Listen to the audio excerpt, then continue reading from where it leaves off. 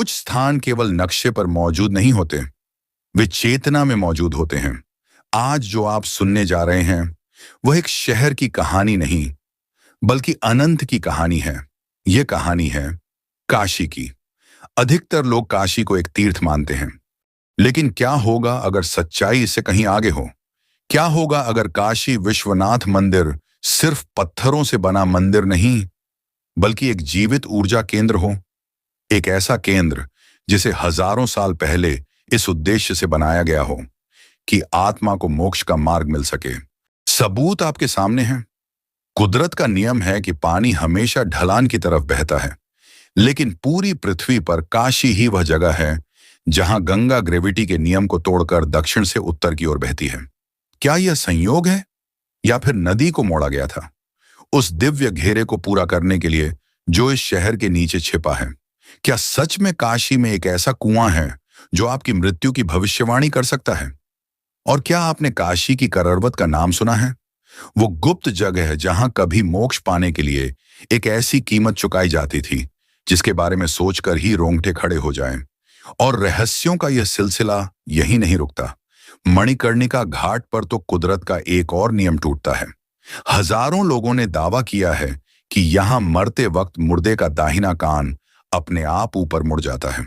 कहा जाता है कि स्वयं शिव आते हैं और कान में एक ऐसा मंत्र बोलते हैं जो आत्मा को हमेशा के लिए मुक्त कर देता है। आखिर वह कौन सा गुप्त मंत्र है जिसे सुनने के लिए एक मुर्दा शरीर भी प्रतिक्रिया देने लगता है? दुनिया के बड़े बड़े साम्राज्य रोम, मिस्र, बेबीलोन सब धूल में मिल गए, लेकिन काशी 3000 साल से निरंतर जीवित है। शास्त्र कहते हैं कि जब पूरी दुनिया पानी में डूब जाएगी तब भी काशी बची रहेगी। आखिर वो कौन सा अमर रहस्य है जिसने इसे मिटने नहीं दिया? तो सवाल यह नहीं है कि आप यह वीडियो अंत तक देखेंगे या नहीं। सवाल यह है कि क्या बाबा ने आपको बुलाया है? और अगर आप आज इस वीडियो को देख रहे हैं तो समझ लीजिए आपका बुलावा आ चुका है, क्योंकि काशी में कोई अपनी मर्जी से नहीं आता, उसे बुलाया जाता है। चलिए शिव के इस ब्रह्मांड में प्रवेश करते हैं जहां मौत भी मंगल है और राख भी श्रृंगार। भारत के हृदय में गंगा के पावन तट पर बसी है एक ऐसी नगरी जिसके अनेक नाम हैं। काशी, बनारस, वाराणसी अवमुक्त, लेकिन पहचान एक है, महादेव की नगरी। और यहीं संकरी गलियों के बीच स्थित है काशी विश्वनाथ मंदिर। भगवान शिव के 12 ज्योतिर्लिंगों में से 1 लाखों भक्तों की आस्था का केंद्र।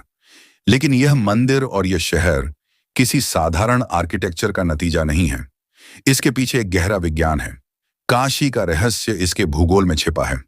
अगर आप प्राचीन नक्शे को देखें तो यह शहर किसी रैंडम जमीन पर नहीं, बल्कि एक सटीक ज्योमेट्रिकल पैटर्न पर बसा है। काशी 3 टीलों पर टिकी है, ओंकारेश्वर, विश्वेश्वर और केदारेश्वर। यह 3 बिंदु मिलकर भगवान शिव के त्रिशूल का आकार लेते हैं। जब गंगा काशी की सीमा में प्रवेश करती है तो वह एक यू टर्न लेती है।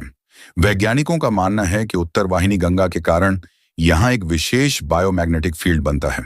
जब आप सुबह के समय घाट की सीढ़ियों पर बैठते हैं तो हवा का बहाव और नदी की दिशा आपके शरीर की ऊर्जा को रियलाइन कर देती है। हमारे पूर्वज कोई साधारण लोग नहीं थे। वो फ्रीक्वेंसी और वाइब्रेशन का वो विज्ञान जानते थे जिसे आज क्वांटम फिजिक्स समझने की कोशिश कर रहा है। उन्होंने गलियों का निर्माण ऐसे किया, मंदिरों के शिखर ऐसे बनाए कि पूरा शहर एक विशाल साउंड बॉक्स बन गया। वैज्ञानिक भी मानते हैं कि यहां मंत्रों की गूंज इंसान के डीएनए तक को हील करने की ताकत रखती है। शायद इसीलिए यहां की हवा में शब्द ब्रह्म बन जाते हैं। जहां शब्द पहुंचे तो वेद बन गए, और तुलसीदास जी पहुंचे तो रचा गया श्री रामचरितमानस। यह काशी की ऊर्जा ही थी जिसने साधारण शब्दों को अमर कर दिया। और जब आप इस ज्योतिर्लिंग के सामने खड़े होते हैं तो अचानक कुछ बदल जाता है। बाहर का शोर शांत हो जाता है और अंदर का शोर थम जाता है। सबसे कठोर हृदय वाला व्यक्ति भी यहां आकर पिघल जाता है, क्योंकि यहां उसे ईश्वर नहीं, स्वयं की प्राप्ति होती है।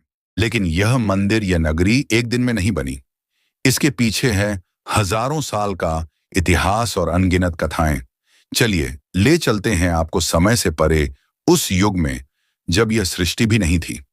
पुराणों में एक अद्भुत कथा आती है। एक बार ब्रह्मा जी और विष्णु जी में विवाद हो गया। ब्रह्मा जी बोले, मैं सृष्टि करता हूं इसलिए मैं श्रेष्ठ हूं, विष्णु जी बोले, मैं पालनहार हूं, इसलिए मैं श्रेष्ठ हूं। तभी उनके बीच एक भयानक नाद हुआ और वहां प्रकट हुआ एक विशाल ज्योति स्तंभ, इतना विशाल कि ना उसका आदि दिखे ना अंत। विष्णु जी ने वराहार रूप धरा और नीचे पाताल की ओर गए, उसका अंत खोजने। ब्रह्मा जी हंस बनकर ऊपर आकाश की ओर गए, उसका आदि खोजने। हजारों वर्ष बीत गए, लेकिन उस प्रकाश का कोई छोर नहीं मिला। थके हारे दोनों वापस लौटे और तभी उस ज्योति स्तंभ से प्रकट हुए भगवान शिव। उन्होंने मुस्कुराते हुए कहा, मैं आदि भी हूं, अंत भी हूं और इन दोनों से परे भी हूं। शिव जी ने कहा, यह मेरा ही स्वरूप है। जहां यह ज्योतिर्लिंग स्थापित होगा, वहां मैं साक्षात निवास करूंगा। पूर्वजों ने एक कहावत कही है, चना चबेना गंग जल, जो पूर्वे करतार काशी कभू ना छोड़िए। विश्वनाथ दरबार यानी अगर खाने को सिर्फ चने मिले और पीने को गंगा जल, तब भी इस दरबार को मत छोड़ना, क्योंकि दुनिया आपको सुविधा दे सकती है, लेकिन सुकून सिर्फ महादेव के चरणों में है। लेकिन काशी का एक और चेहरा है जो डराता नहीं बल्कि आपको आईना दिखाता है। सबको लगता है काशी जाकर महादेव मिलेंगे और गंगा में नहा के सब पाप धुल जाएंगे, गंगा आरती करके मुक्ति मिल जाएगी। लेकिन अगर आपको मोक्ष प्राप्त करना है तो काशी में जीना पड़ेगा, काशी में रहना पड़ेगा, काशी को भोगना पड़ेगा। अगर कभी जीवन में ऐसा समय आए जब आपको कोई रास्ता दिखाई न दे, चारों ओर केवल अंधकार हो और हर उम्मीद टूटती हुई लगे, तो एक बार सब कुछ छोड़कर काशी चले जाना, क्योंकि काशी केवल एक नगर नहीं, वह स्वयं महाकाल की नगरी है। वहां पहुंचकर गंगा के तट पर खड़े होना, अपनी आंखें बंद करना और सच्चे मन से पुकारना, हे महादेव, हे पार्वती पति, हे राम के आराध्य, मेरी पुकार सुन लीजिए। क्योंकि काशी में की गई पुकार कभी व्यर्थ नहीं जाती। और फिर पूरी श्रद्धा से कहना, हर हर महादेव।